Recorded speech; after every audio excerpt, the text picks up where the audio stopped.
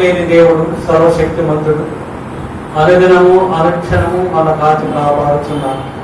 మన ప్రభు అయినటువంటి యేసుక్రీస్తు వారి ఘనమైన నామమునకు మహిమ కలుగును గాక. ఆమేన్. ఇప్పుడు వచ్చిన మీకు అందరికీ నా తరఫున, మా కుటుంబం తరఫున నా హృదయపూర్వక వందనాలు తెలియజేస్తున్నాను. Praise the lord.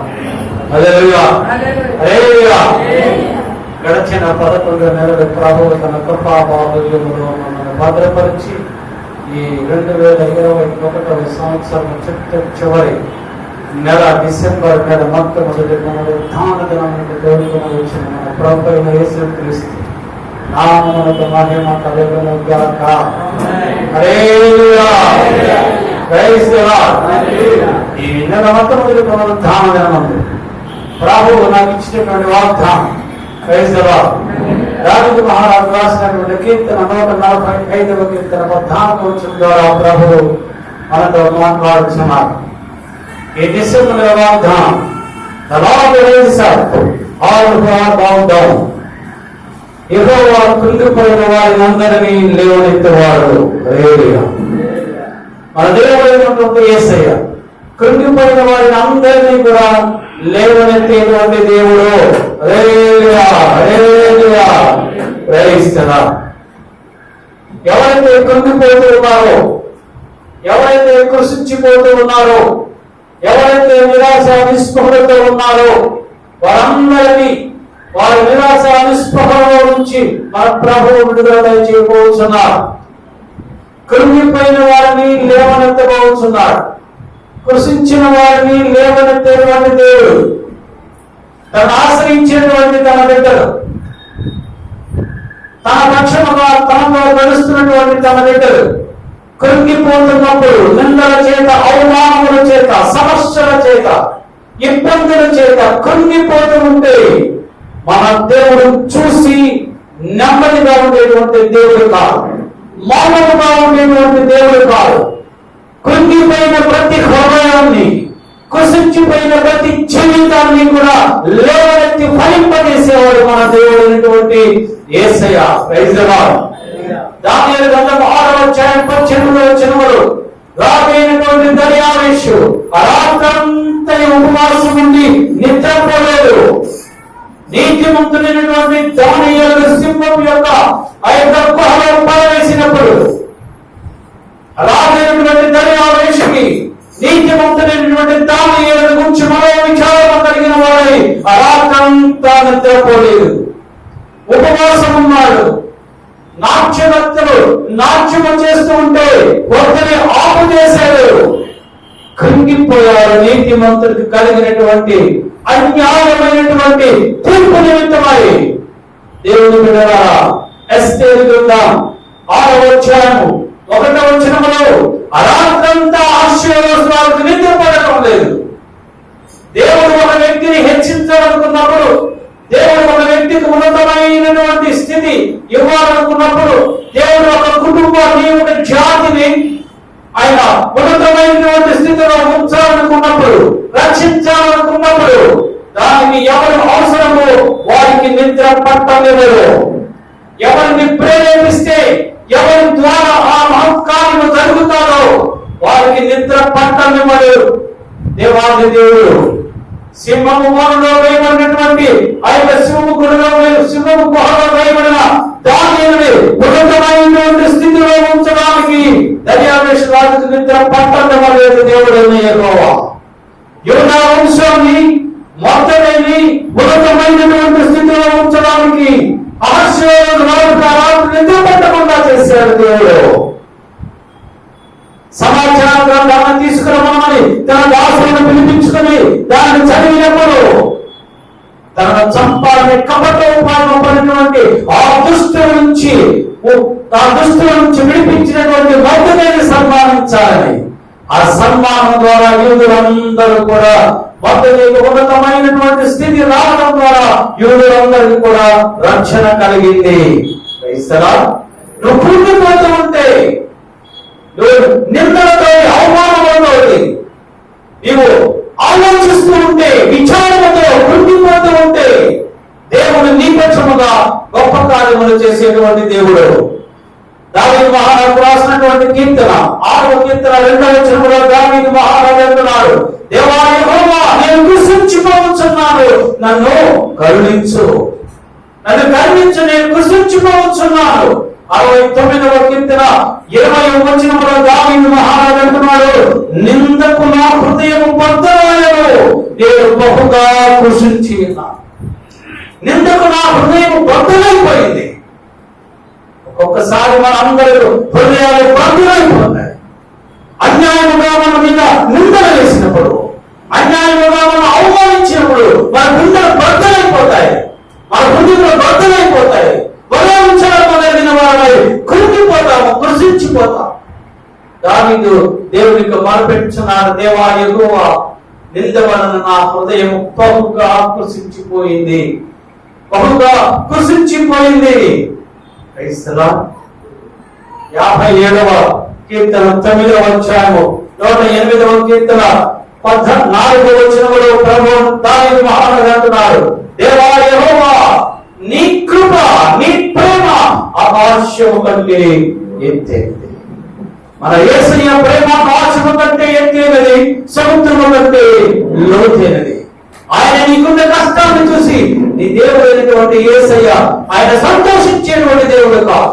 నీ కష్టముల నుంచి విడిపించేటువంటి మార్గములు ప్రభు నీకు బయలుపరుస్తాడు. 31వ అధ్యాయము 24వ వచనములో కృషించిన వారిని అందరినీ నింపేటువంటి దేవుడు, విడుదల చేసేటువంటి దేవుడు నేను అన్నాడు 8వ భక్త ద్వారా. అటువంటి జీవము కలిగిన దేవుడు, జీవాధిపతి అయినటువంటి దేవుడు, నజరేయుడైన యేసు ప్రభు మనకి తోడై ఉన్నాడు. దేవుని బిడ్డలారా, కృంగిపోతున్నారా? మీకు వచ్చిన బాధను బట్టి, మీకు వచ్చిన నిందను బట్టి, మీకున్నటువంటి ఆర్థిక సమస్యలను బట్టి, మీ ఉద్యోగాలలో, మీ వ్యాపారాలలో మీరు ఎదుర్కొనేటువంటి ఆ సమస్యలను బట్టి, మీకు వస్తున్నటువంటి బాధను బట్టి, కష్టాన్ని బట్టి మీరు కృంగిపోతున్నారా? ఈ ఉదయకాలంలో పునరుద్ధానమందు ప్రభు మీతోనే మాట్లాడుతున్నా. కృంగిపోకండి, విచారము వద్దు, విచారము వద్దు. దేవుడైన యేసయ్య నీకు తోడుగా ఉన్నాడు. Praise the lord. హల్లెలూయా. సామెతల గ్రంథం 12వ అధ్యాయము 25వ వచనంలో రాయబడుతుంది, ఒకని హృదయములోని విచారము మనని కృంగజేయును. ఎందుకు మనము కృంగిపోతామంటే మన హృదయంలో ఉన్నటువంటి విచారము వలన మనము కృంగిపోతాము. 145వ కీర్తన 14వ వచనంలో ప్రభుత్వ వాగ్దానము, యెహోవా కృంగిపోయిన వారిని అందరినీ లేవనెత్తును, నమ్మిన వారందరూ హల్లెలూయా చెప్పండి. Praise the lord, praise the Lord. ఆదికాండము 30వ అధ్యాయం 27వ వచనములో యాకోబు మామ అయినటువంటి లాబాను యాకోబుగా అంటున్నాడు. బాగా గమనించండి. ఈ రోజు ప్రభు మనతో మన ముందు యాకోబుని పెట్టాడు. యాకోబుని గురించి ధ్యానిద్దాం. లాబాను యాకోబుతో అంటున్నాడు, యాకోబు, నా అల్లుడా, నీ కటాక్షము నా మీద ఉంచను, ఎందుకంటే నిన్ను బట్టి యెహోవా నన్ను ఆశీర్వదించెను. క్రైస్తరా, అల్లుడిని మెచ్చుకుంటున్నాడు మామ. ఏమని?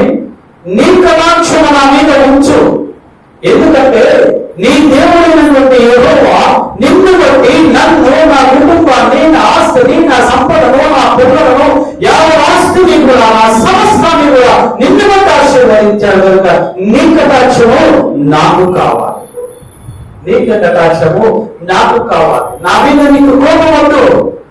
యాకోబు, నీకు నా మీద కటాక్షము లేకపోతే నీ దేవుడైన యెహోవాకు ఒకవేళ కోపం వస్తాడేమో, ఆయన నాకు ఇచ్చినటువంటి ఈ దీవెనలన్నీ కూడా నా ఎదురు తీసివేస్తాడేమో, కనుక నా మీద కటాక్షం ఉంచు అని ప్రాధేయపడ్డాడు. అయితే లాబాను ఆశీర్వదింపబడిన తరువాత, యాకోబు వలన లాబాను ఆశీర్వదింపబడిన తరువాత, లాబాను యొక్క కుమారుడు యాకోబు గురించి మాట్లాడుకుంటూ ఉన్నారు. ఆదికాండం 31వ అధ్యాయం 1 నుంచి 3 వచనాలు చదవండి. లాబాను కుమారుడు మన తండ్రికి కలిగినది యావత్తు యాకోబు తీసుకొని మన తండ్రికి కలిగిన దాని వలన ఈ యావదాస్తిని సంపాదించినవి చెప్పుకొనిన మాటలు యాకోబు వినెను. చాటు మాటున ఎదురుగా మాట్లాడడానికి సాహసము లేక యాకోబుకు వినపడేటట్లుగా లాబాను యొక్క కుమారుడు మాట్లాడుకుంటూ ఉన్నారు. ఏమనంటే, ఈ అల్లుడు మా ఇంటికి ఒక గుదిబండలాగా వచ్చాడు. ఎలా వచ్చాడు? ఒక గుదిబండలాగా వచ్చాడు యాకోబు. మన తండ్రికి కలిగిన ఆస్తిని బట్టి అతను ఆస్తిని సంపాదించుకున్నాడు. అతని శక్తి వలన కాదు, అతని జ్ఞానం వలన కాదు, అతని బలం వలన కాదు, అతని సామర్థ్యం వలన కాదు, కానీ కేవలం మన తండ్రి గారి ఆస్తి వలన అతను ఆస్తి సంపాదించుకున్నాడని లాబాను యొక్క కుమారుడు యాకోబు గురించి గుసగుసలాడుచున్నాడు. తర్వాత వాక్యుడు, మరియు అతడు లాబాను ముఖము చూచినప్పుడు అది నిన్న మొన్న ఉండినట్లు అతని ఎడల ఉండలేదు. ఏ మామ అయితే యాకోబుతో నీ కటాక్షము నా ఎడల ఉంచు, ఎందుకంటే నీ దేవుడైన యెహోవా నిన్ను బట్టి నన్ను ఆశీర్వదించానన్నాడు. ఆశీర్వదింపబడిన తరువాత ఇప్పుడు లాబాను యొక్క ముఖము ఎలాగా ఉందంటే గర్వముతో కూడున్నది. నీ వలన కాదు యాకోబు, నీ వలన కాదు, నేను ఆస్తి సంపాదించుకున్నది నా శక్తి వలన, నా బలాధిక్యత వలన, నా సామర్థ్యం వలన విస్తారమైనటువంటి ఈ సంపదను సంపాదించుకున్నాను, నీ వలన కాదు. నువ్వెంత ఆ ఇంటికి తినడానికి వచ్చావా? అందుకే తినదు ఒక సామెత, అలాగే అత్తగారింటికి చెల్లెలింటికి వెళ్ళకూడదు. ఇస్తారా? గుర్తు పెట్టుకోండి బాబు. లేకపోతే ప్రస్తుతి పదకొండు రూఢుల్లో అలాగే అత్తగారింటికి వెళ్ళకూడదు, చెల్లెలింటికి వెళ్ళకూడదు. అత్తగారింటికి వచ్చారని యాకోబుని ఆశీర్వదింపబడిన తర్వాత లాబాను ముఖం ఎలా పెట్టుకున్నారు? చిట్లించారు. యాకోబు కనిపిస్తే ఎందుకు దరిద్రుడు వస్తున్నారు? వదిలేదని వీడి మొహం చూస్తే ఎంతో మంది ఇలాగనే ఉంటారు, మీరందరూ అనుభవించే ఉంటారు. హల్లెలూయా. ఇప్పుడు లాబాను యాకోబును చూస్తూ ఉంటే ఈర్ష్యగా చూస్తున్నారు. యాకోబు ప్రేమతో చూస్తూ ఉంటే లాబాను ఈర్ష్యగా అసూయతో వీడెందుకు ఇంకా ఎందుకు వెళ్ళడం? వెళ్ళిపో, నీ భార్యని, నీ పిల్లల్ని, నీ భార్యని, నీ దాసిన, నీ 11 మంది పిల్లల్ని ఎవరు పోషిస్తారు అన్నట్టుగా చూస్తున్నారు. ఊరికే ఫ్రీగా వాళ్ళని పోషిస్తున్నట్టుగా చూస్తున్నా. అవన్నీ కూడా యాకోబు గమనించి పొలం వెళ్ళి ఆ గొర్రెల మందల మధ్యలో, ఆ గాడిదల మందల మధ్యలో, ఆ ఒంటెల మధ్యలో ఒంటరిగా కూర్చుని ప్రభువును మొరపెడుతున్నాడు, విజ్ఞాపన చేస్తున్నాడు. ఏంటి ప్రభు అని పరిస్థితి?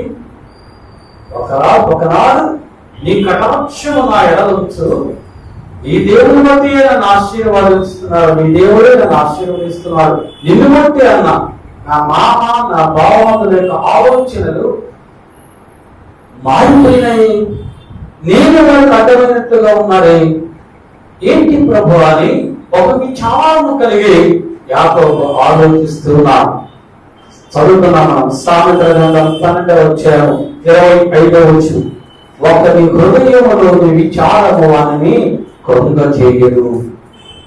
యాకోబుని హృదయములో విచారము యాకోబుని కృంగ చేస్తున్నది. దినము యాకోబు కృంగిపోతున్నాడు. అప్పుడు దేవుడైనటువంటి యెహోవా యాకోబు మొరపెట్టుచూ ఉన్నాడు. యెహోవా కృంగిపోయిన వారిని అందరినీ లేవనెత్తువాడు. హల్లెలూయా. ఎవరైతే నన్ను లేవనెత్తుతారో, ఎవరైతే నా విచారాల నుంచి నన్ను విడుదల చేస్తారో ఆ దేవునికి మొరపెట్టుతున్నాడు యాకోబు. ఆదికాండం 31వ అధ్యాయం 3వ వచనంలో దేవుడైన యెహోవా యాకోబుతో మాట్లాడుతున్నాడు. 31:3. అప్పుడు యెహోవా మీ పితరుల దేశమునకు, నీ బంధువుల యొద్దకు తిరిగి వెళ్ళము, నేను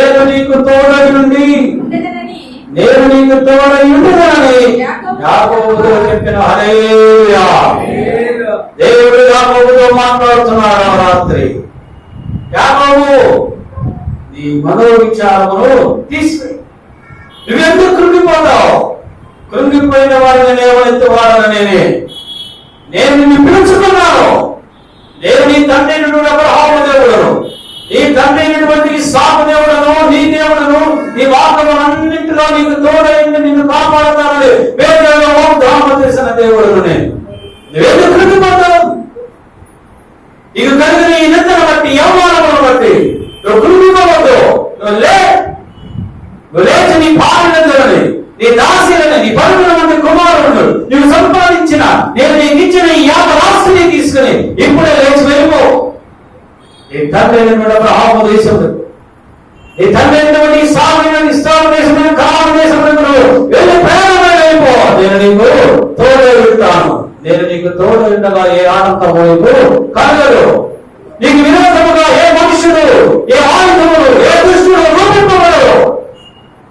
నీవు క్షేమకరముగా కనాను దేశంలోకి వెళ్ళు. అక్కడ నీతో నీ సంతానాన్ని సముద్రము ఇసుక రేణువుల వలె విస్తరింపజేస్తాను అన్నమాట. యాకోబు వెంటనే భార్యకు కబురు చేశాడు. లేయా, రాహేలు ఇద్దరు కూడా యాకోబు దగ్గరకు వచ్చారు. అప్పుడు భార్యతో చెప్తున్నాడు. 14వ అన్ని వివరించాడు. 14వ వచనంలో రాహేలు లేయా ఈ విధంగా అంటున్నారు. చదవండి ఏమన్నారు? అందుకు రాహేలు లేయాయు, ఇంకా మా తండ్రి ఎంత మాకు పాలు పొందులు ఎక్కడివి? అతడు మమ్మల్ని అంజులుగా చూచుటలేదా? అతడు మమ్మల్ని అమ్మివేసి మాకు రావలసిన ద్రవ్యమును బొత్తిగా తినివేసిన. దేవుడు మా తండ్రి యొద్ద నుండి తీసివేసిన ధనమంతయు మాదియు మా పిల్లలయునై ఉన్నది దేవుడు నీతో చెప్పినట్లుగా చెయ్యి. అప్పటి వరకు కూడా ఎప్పుడు తన భర్త మనల్ని ఇక్కడ నుంచి కనాను దేశంలోకి తీసుకుని వెళ్ళేతాడా అని భార్యలు ఎదురు చూస్తున్నా. ఎందుకంటే లాబాను ఆ యొక్క కుమార్తెలను కూడా అవమానిస్తున్నాడు, కుమార్తెలను కూడా నిందిస్తున్నాడు. వాళ్ళు అన్యులను చూసినట్లుగా చూస్తున్నారు, సొంత కుమార్తెలను చూసినట్లుగా చూడటం లేదు. అన్యులను చూసినట్లుగా చూస్తున్నారని ఆ అక్క చెల్లెలిద్దరు కూడా ఎంతో బాధపడుతున్నారు. కానీ యాకోబుకి చెప్పే ధైర్యం లేదు, చెప్పలేదు. ఎప్పుడైతే యాకోబు చెప్తున్నారో లాబాను చేసినటువంటి మోసముల గురించి, లాబాను చేసినటువంటి క్రియల గురించి చెప్పారో, అప్పుడు భార్యలు కూడా వారి హృదయంలో ఉన్నటువంటి ఆ మనస్సులో ఉన్నటువంటి ఆ యొక్క భావాన్ని తమ భర్తకు చెప్పి అంటున్నారు, ఇదిగో ఇప్పుడే దేవుడు చెప్పినట్లుగా మనము వెళ్ళిపోదాము అన్నారు. వెంటనే యాకోబు తన భార్యలని, తన 11 మంది పిల్లలని, తన గొర్రెల మందలని, గాడిదల మందలని, ఒంటెల మందలని, తనకున్న యావదాస్తుని తీసుకొని కనాను దేశంలో బయలుదేరాడు. యాకోబు అంటున్నాడు తన భార్యతో, మీ నాన్న లేడే? మీ నాన్న లేడు. మీ నాన్న చెప్పకుండా ఎలా వెళ్తాం? మీ నాన్న గొర్రెల గురించి కత్తిరించడానికి వెళ్ళాడు. ఇంకా రావడానికి 3 దినాలు పడుతుంది. మరి 3 దినముల తర్వాత వెళ్దామా, ఇప్పుడే వెళ్ళిపోదామా అంటే భార్యలు అన్నారు, ఇప్పుడే వెళ్ళిపోవాలి. ఎందుకంటే నీ దేవుడైనటువంటి యెహోవా ఇప్పుడే వెళ్ళమన్నారు కదా, ఆయన చూసుకుంటాడులే అని చెప్పేసి వాళ్ళు ప్రయాణమై వెళ్ళిపోయారు. ప్రభువు మనతో మాట్లాడినప్పుడు, నువ్వు కృంగిపోతున్నప్పుడు కానీ, నీ కష్టకాలంలో కానీ, నీ దేవుడు నీతో మాట్లాడినప్పుడు ఆ మాటకు వేరే మాట ప్రకారం నువ్వు చేయాలి. రేపు చేద్దాంలే, ఎల్లుండి చేద్దాంలే, వచ్చే నెల చేద్దాంలే, వచ్చే సంవత్సరం చేద్దాంలే, వాళ్ళు వచ్చి చేద్దాంలే, వాళ్ళు వచ్చిన తర్వాత వీళ్ళు వచ్చిన తర్వాత అనుకుంటే ఆశీర్వదింపబడిన సమయాన్ని నువ్వు కోల్పోతావు. దేవుడు ఇచ్చినటువంటి ఆశీర్వాదాలను నువ్వు కోల్పోతావు. ప్రభు నీతో చెప్పాడు చెయ్యి అన్నాడు, నువ్వు చెయ్యాలంతే. వాళ్ళు ఏమనుకుంటారు, వీళ్ళు ఏమనుకుంటారు, అదేంటవుతుంది, ఇదే ఏదవుతుందో ఏది కాదో నీతో చెప్పిన వాడు చూసుకుంటాడు. ఆయన నీకు తోడు ఉంటాడు. ఆయన నీ పక్షముగా ఆయన ఉంటాడు. నీకు ఏ హాని జరగకుండా కూడా ఆయన కాపాడతాడు. ఈ కార్యములన్నీ ప్రభు సఫలము చేస్తాడు. యాకోబు వెళ్ళిపోతూ ఉన్నాడు. ఆ తర్వాత 3 రోజులకి లాభానికి తెలిసింది విషయం. అప్పుడు లాభాలు తన దగ్గర ఉన్న వాళ్ళందరినీ తీసుకొని 7 రోజులు ప్రయాణం అంతా పరిగెత్తుతా ఏదో సాధిద్దామని చెప్పేసి పరిగెత్తుకుంటూ వచ్చి జలాలు కొండ మీద విశ్రాంతి తీసుకున్నటువంటి యాకోబు కుటుంబాన్ని దర్శించారు లాభాలు. ఏదో చేద్దాం అనుకున్నా, ఏదో వీలు చేద్దాం అనుకున్నా. రాత్రి నిద్రపోయాడు. దేవుడు యెహోవా లాభాలతో మాట్లాడుతున్నాడు. లాభాలు జాగ్రత్త సుమి, నీవు యాకోబుతో మంచి కానీ చెడ్డ కానీ పొరపడ్డావు కాబట్టి జాగ్రత్త.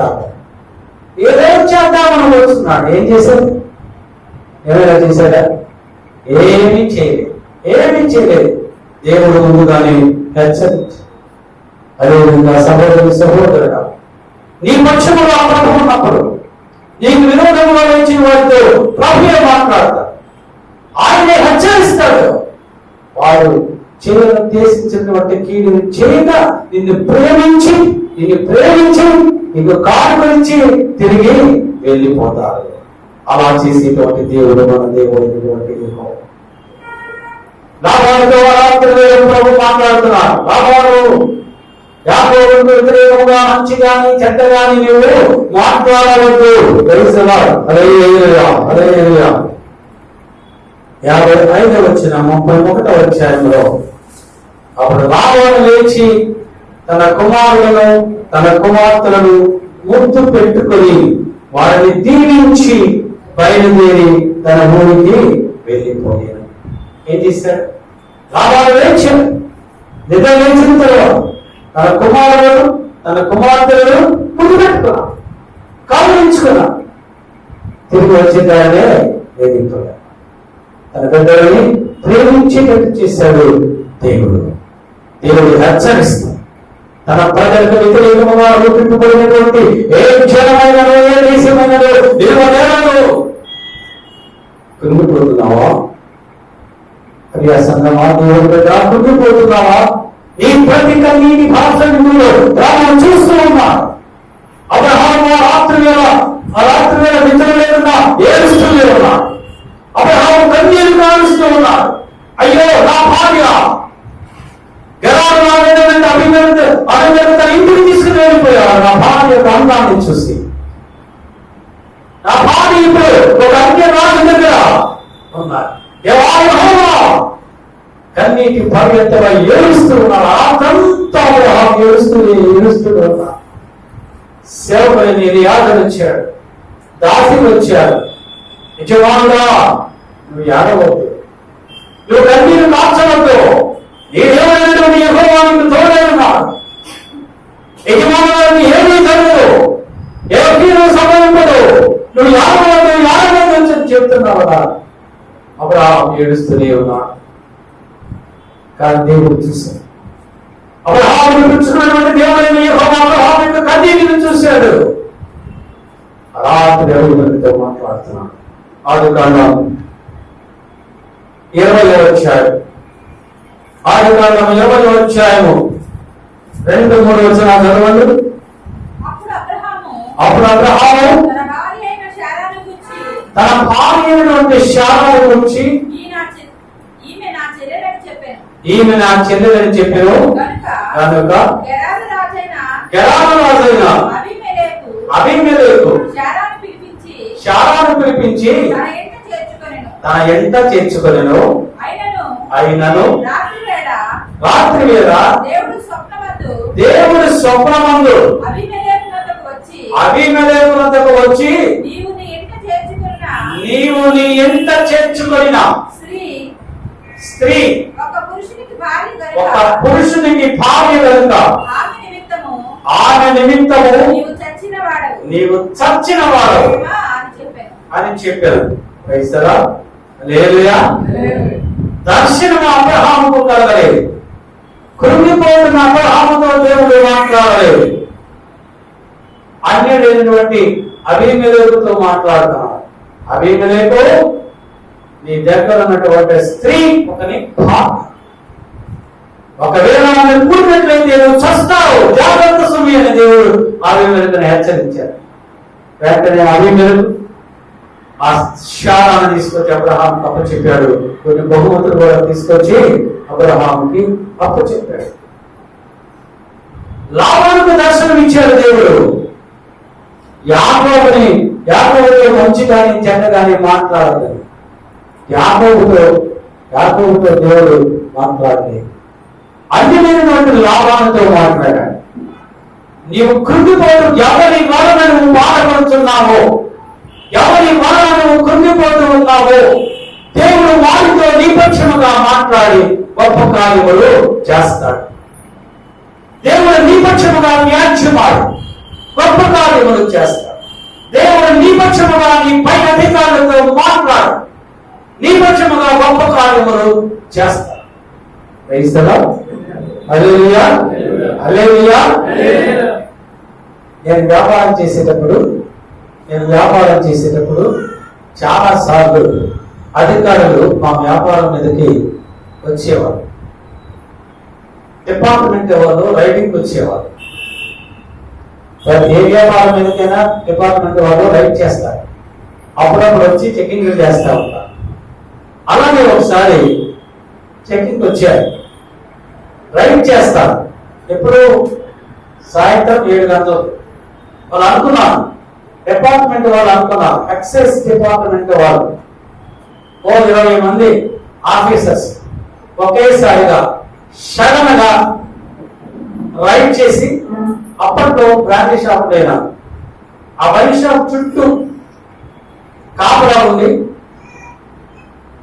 ఎలాగైనా సరే నన్ను పట్టుకోవాలని ప్లాన్ చేశారు. సాయంత్రం 7 గంటలకు వెళ్ళి సడన్ గా రైడ్ చేద్దాం. మన ప్రభుకి హృదయాలోచన ఎరిగినవాడు. ప్రభుకు ముందే తెలుసు వీళ్ళు 7 గంటలకు వెళ్తారని. మరి నన్ను తప్పించాలంటే ప్రభు నాకు 6 గంటలనే తెలియజేయాలి, లేదా 5 గంటలనే తెలియజేయాలి కదా. 5 గంటల లోపే ప్రభు అన్నగారితో మాట్లాడుతున్నారు. దేవుని ఎక్సైజ్ డిపార్ట్మెంట్ వాళ్ళు వస్తున్నారు, సాయంత్రం 7 గంటలకి షాపు మీద రైడింగ్ జరుగుతుంది. తనతో మాట్లాడారు ప్రభు. ఎప్పుడైతే ప్రభు తనతో మాట్లాడారో నాకు ఫోన్ చేసి చెప్పింది, ఏమండి సాయంత్రం 7 గంటలకు డిపార్ట్మెంట్ వాళ్ళు మన షాప్ మీద రైడ్ చేస్తున్నారు. ఒక వ్యక్తి కంప్లైంట్ ఇచ్చాడు. వాళ్ళు ఇచ్చిన కంప్లైంట్ బట్టి వాళ్ళు వచ్చారు. నేను వెంటనే నేను మా మాస్టర్ గారి దగ్గర చెప్పాను. మాస్టర్ గారు మోహరించుకుని ప్రార్థన చేశారు. చేసి ఇంకేం అవ్వదలే, బాగా వెళ్ళిపోతారు అని చెప్పారు. నేను వెంటనే ఒక పెద్ద ఆఫీసర్ దగ్గరకు వెళ్ళాను. వెళ్తే అన్నారు, మెయింటెనెన్స్ దగ్గర వచ్చారన్న, ఇది ఏదో దాటపోతుందంట అన్న. మీకు ఎలా తెలిసింది? ఆ తెలిసినట్టు చెప్పండి. ఎందుకు అన్నా? మీ దగ్గర కాదు నేను వెళ్ళమన్నది అన్న. మీ దగ్గరకు నేను వెళ్ళమనలేదు, మరొక షాప్ దగ్గరకు నేను వెళ్ళమన్నా. మీ దగ్గర ఎందుకు వస్తున్నారు వాళ్ళు? ఏమో సార్. వెంటనే వాళ్ళకి ఫోన్ చేశారు. నేను ఎక్కడికి వెళ్ళాలని చెప్పాను, మీరు ఎక్కడికి వెళ్ళారు? మీరు అక్కడికి వెళ్ళరు, ఆ షాప్ దగ్గరికి వెళ్ళదు అని చెప్పారు. ఎవరు రావాలి. ఒకసారి సేల్స్ ట్యాక్స్ వాళ్ళు కూడా అలానే షాప్ మీద రైడింగ్ వస్తారని తాను ముందే బయలుపరిచారు. ఆయన ముందే బయలుపరుస్తారు. ఆయన మనకు తోడైనప్పుడు నీకు రాబోయే కష్టం గురించి చెప్తారు, నీకు రాబోయే ప్రమాదం గురించి ముందే బయలుపరుస్తారు. బయలుపరిచే ప్రమాదం నుంచి విడిపిస్తారు. సేల్స్ ట్యాక్స్ లో రైడింగ్ వస్తున్నారని ముందే 2 గంటల ముందే ప్రభు బయలుపరిచారు. వాళ్ళు వచ్చారు. ఏమి కాదు, ముందే తెలిస్తే మనం ఊరుకుంటాం. ఏ వ్యాపారస్తుడు ఊరుకో. అన్ని సందేశం వచ్చారు, చూసుకున్నారు, థ్యాంక్స్ చెప్పారు, వెళ్ళిపోయారు. క్రైస్తరా, నీవు మనోవిచారంతో ఉన్నప్పుడు, నువ్వు కృంగిపోతూ ఉన్నప్పుడు, నువ్వు కష్టాలలో ఉన్నప్పుడు, నువ్వు బాధలో ఉన్నప్పుడు, అవమానములో ఉన్నప్పుడు దేవుడు తోడై ఉంటాడు.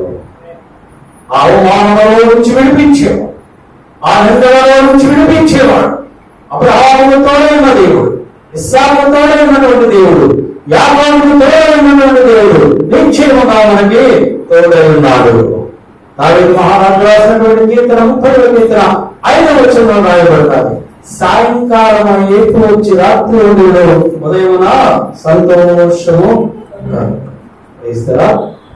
సాయంకాలం ఏడుపు వచ్చి రాత్రి వండినను ఉదయమున సంతోషము కలుగుతాయి అంటున్నాడు దావీదు. ఒకవేళ సాయంకాలం నీ కష్టాలు వచ్చి రాత్రంతా నువ్వు ఏడ్చినప్పటికీ తెల్లవారేసరికి నీకు శుభవర్తమానం వస్తుంది, శుభవర్తమానం వస్తుంది, లోకమైన సంతోషము ఆనందంగా వస్తాడు. అబ్రహాము రాత్రంతా ఏడ్చాడు, ఉదయాన్నే సంతోషము ఆనందము. అలానే మన ప్రభు రాత్రంతా దుఃఖంతో ఏడుస్తుంటే ఉదయాన్నే శుభవర్తమానము, శుభ ఆశీస్సులు, దీవెనలు నీకు వినిపిస్తాడు.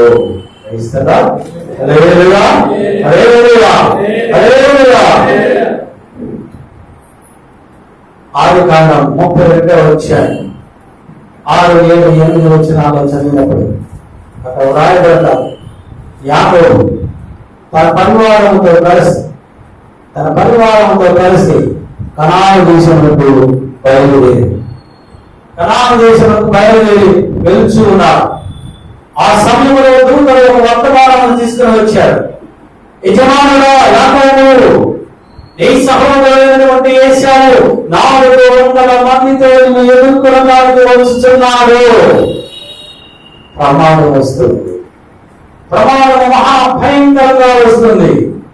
గడిచిన కాలంలో నా సహోదరుడైనటువంటి ఏశావు చేసినటువంటి మోసము, ఆ మోసాన్ని బట్టి నా మీద కక్ష తీర్చుకోవడానికి నా సహోదరుడైనటువంటి ఏశావు 400 మందితో వస్తున్నాడు. నిశ్చయముగా నన్ను, నా కుటుంబాన్ని కూడా చంపివేస్తాడు. వెంటనే యాకోబు భయపడిపోయాడు, మిక్కిలి భయపడను అని రాయబడతారు. భయపడిపోయి ప్రభు సన్నిధిలో ప్రార్థన చేస్తున్నాడు. తన దగ్గర ఉన్న పని వాళ్ళందరినీ పంపించి వేశాడు. భార్యని, పిల్లలను, ఆస్తిని ముందుగా పంపించి వేశాడు. ఆ రాత్రి ఒక్కడే మిగిలిపోయాడు. ప్రభుత్వం పోరాడుతున్నాడు. ఒక నలుగురు దేవుడితో పోరాడుతున్నాడు. ప్రార్థన పోరాటం అది. నీవు ఒక గొప్ప కార్యము నీ ఎడల జరగాలి అంటే, ఒక గొప్ప ఆశీర్వాదం దేవుని నుంచి పొందుకోవాలి అంటే, నీవు నీ భార్యలను, నీ పిల్లలని, కలిగిన వారందరినీ బయటికి పంపించి వేసి నువ్వు ఒక్కరివే ఆ గదిలో తలుపు వేసుకొని ఆ శవాన్ని బయట పారేసి ప్రభు సన్నిధిలో మొదలెట్టు. ప్రభువుతో పోరాడు. నువ్వు పోరాడు ప్రభువుతో, అన్య భాషలతో నువ్వు పోరాడు. ప్రభు పరలోకం నుంచి భూమి మీదకి దిగి వస్తాడు. యాకోబు ఒక్కడే పోరాడుతున్నాడు. ఒక నలుగురు దేవుడితో పోరాడుతున్నాడు. ప్రభా, నువ్వు ఆశీర్వదిస్తేనే నేను వెళ్తా, నువ్వు ఆశీర్వదిస్తేనే నేను ప్రార్థన నిర్వహిస్తా, నువ్వు ఆశీర్వదించకపోతే ఈ భయంకరమైనటువంటి ఈ విపత్తులో నుంచి నన్ను, నా కుటుంబాన్ని కాపాడకపోతే నిన్ను నేను విడువను. యాకోబు ధనవాడుతుంది, నన్ను విడిచిపెట్టే, నేను వెళ్ళిపోవాలి అంటే నేను నిన్ను విడిచిపెట్టాను. నువ్వు ఆశీర్వదిస్తేనే నేను విడిచిపెడతానంటే దేవుడు యాకోబు అక్కడ ఆశీర్వదించాడు. యాకోబు ఇప్పటి నుంచి యాకోబు కాదు, నీ పేరు ఇశ్రాయేలే. ఇస్తారా? నీ పేరు ఇశ్రాయేలే, నువ్వు వెళ్ళాక నేను ఆశీర్వదించాడు అన్నప్పుడు యాకోబు బయలుదేరి వెళ్తూ ఉన్నాడు. తన సహోదరుని ఎదుర్కోవడానికి వెళ్తూ ఉన్నాడు. ఇప్పుడు ఏశావు 400 మందితో వస్తూ ఉన్నాడు యాకోబు దగ్గరికి. ఎలా వస్తున్నాడు? వాళ్ళందరినీ దూరంగా వదిలేసి ఏశావు ఒక్కడే పరుగున తన సహోదరుడైనటువంటి యాకోబు దగ్గరికి ప్రేమ పెళ్ళుకు ఉంటే, ప్రేమ పరుగుతూ ఉంటే, ఆ ప్రేమ ఆపుకోవడం లేక ప్రేమగా మార్చబడినప్పుడు, ఆ హృదయాంతరంలో నుంచి ప్రేమ పరుగుతూ వస్తున్నప్పుడు పడి కౌగలించుకొని ముందాలి కౌగలించుకొని. ఎంత గొప్ప విషయం ఇస్తారా! అంత గొప్ప దేవుడు మన దేవుడు. శత్రువుని మిత్రులుగా చేసేటువంటి దేవుడు. ఎంత ఎక్కువ పగతో శత్రువు వస్తాడు, అంత ఎక్కువ ప్రేమను చూపింపచేసేటువంటి దేవుడు మన దేవుడు అయినటువంటి యేసయ్య. క్రైస్తరా! హల్లెలూయా, హల్లెలూయా. ఏశావు పరుగు నుంచి యాకోబు మెడ మీద పడి గుర్తు పెట్టుకున్నా. శత్రువులను కూడా మిత్రులుగా చేసేటువంటి దేవుడు మన దేవుడు అయినటువంటి. అప్పుడు యాకోబు తన అన్నయ్యతో ఏశావుతో అంటున్నాడు, సోదరుడా ఏశావు, ఇదిగో నీకు ఒక కానుక. శత్రువులకు ఒక కానుక ఇస్తున్నానండి ఏశావు. మరి నువ్వు నేను ఇవ్వగలమా? నీ శత్రువు నీ దగ్గరకు వస్తే నువ్వు ప్రేమించవు కానీ, కనీసం ప్రేమ చూపించవు కానీ అతన్ని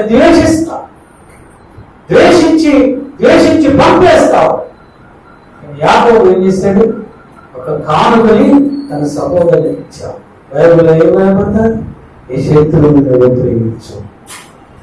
ఈ శత్రువులు ఆకలితో వారికి ఆహారము పెట్టు. ఈ శత్రువులు ప్రేమించని బైబిల్ చెప్తుంది. ఈ సహోదరుడు ఒక చెంప మీద కొడితే రెండవ చెంప అతనికి ఇవ్వాలన్నా దేవుడు యేసయ్య. మీరు ఎలాగ ప్రవర్తిస్తున్నారు? నేను వారితో మాట్లాడను. అలా తీర్మానించుకుంటున్నావా? నేను ఆ విశ్వాసంతో నేను మాట్లాడను అనేటువంటి పాస్టర్లు చాలా మంది నాకు తెలుసు. వాళ్ళు ఆధారపడలేదండి. నేను వాళ్ళతో మాట్లాడు 1 నెల, 2 నెలలు, 3 నెలలు, 6 నెలలు, సంవత్సరమైనా వాళ్ళు విడిచిపెట్టేస్తున్నారు. కానీ వాళ్ళతో మాట్లాడాలి సేవకులు చాలా మంది ఉన్నారు. ప్రభు ఏం చెప్పాడు? నీ శత్రువులైనా ప్రేమించమన్నాడు. తెలియక తప్పు చేసినప్పుడు సేవకులమైన నీవు క్షమించాలి. దేవుడే క్షమిస్తున్నాడు. నీవెంత క్షమించేటువంటి గుణం మనము కలిగి ఉండాలి. నీవు క్షమించు, అప్పుడు దేవుడు నిన్ను క్షమిస్తాడు. నువ్వు కనికరించు, అప్పుడు దేవుడు నిన్ను కనికరిస్తాడు. క్రైస్తరా! ఇప్పుడు యాకోబు పద్దనరాములో నుంచి అనగా లాబాను యొద్ద నుండి తన తండ్రి అయినటువంటి ఇస్సాకు దేశమైనటువంటి కనాను దేశంలోని శతము దగ్గరకు వచ్చి అక్కడ గుడారములు వేసుకొనెను. 33వ అధ్యాయం 18వ ఆదికాండంలో రాయబడతాయి. శతము అను ప్రదేశానికి వచ్చి అక్కడ గుడారాలు వేసుకుని ఆ కనాను దేశానికి వచ్చారు. దేవుడు చెప్పినటువంటి వాగ్దాన దేశములకు దేవుడు యాకోబును తీసుకుని వచ్చాడు. మధ్యలో ఎన్ని సమస్యలు వచ్చినప్పటికీ, ఎన్ని ఆటంకాలు వచ్చినప్పటికీ దేవుడు అంటున్నాడు, యాకోబు నేను నీకు తోడైనా. విశ్వాసులారా, దేవుని బిడ్డలారా, ప్రభు మీతో మాట్లాడతాను. నేను మీకు తోడైనా. ఎన్ని కష్టాలు వచ్చినా, ఎన్ని ఆటంకాలు వచ్చినా, ఎన్ని వ్యాధులు వచ్చినా, ఎన్ని పాపలు వచ్చినా నేను మీకు తోడైంది. మిమ్మల్ని కనాను దేశంలో నేను తీసుకుని వెళ్తాను. వాగ్దాన దేశంలో నేను మిమ్మల్ని తీసుకుని వెళ్తాను. ఆ వాగ్దాన దేశంలో 50 వచనంలో రాయబడుతుంది, అక్కడ బలిపీఠమును కట్టించి దానికి 7 నెలలు ఇశ్రాయేలు అని పేరు పెట్టాను. ఒక బలిపీఠమును కట్టించాడు. ఇశ్రాయేలు దేవుడే దేవుడు. ఏమన్నాడు? ఇశ్రాయేలు దేవుడు నా కష్టకాలంలో, నా అవమానములలో, నా నిందలలో నాకు దూరం నుండి, అన్య సిరియా దేశము నుండి, పద్దనరాము నుండి నా తండ్రి వాగ్దానం చేసినటువంటి కనాను దేశములకు తోడుకొని వచ్చినటువంటి నా దేవుడే నిజమైనటువంటి దేవుడు అక్కడ బలిపీఠము కట్టి దేవుడిని ఆరాధించాడు. దేవుని ప్రియబిడ్డలారా, ప్రతి దినము కూడా ప్రభుత్వం బలిపీఠం కట్టాలి. ప్రతి దినము కూడా ప్రభుత్వ బలిపీఠము కట్టాలి. ఉదయకాలమున, మధ్యాహ్నమున, సాయంకాలమున నేను నా దేవుడైనటువంటి యెహోవాకు ప్రార్థన చేస్తాను.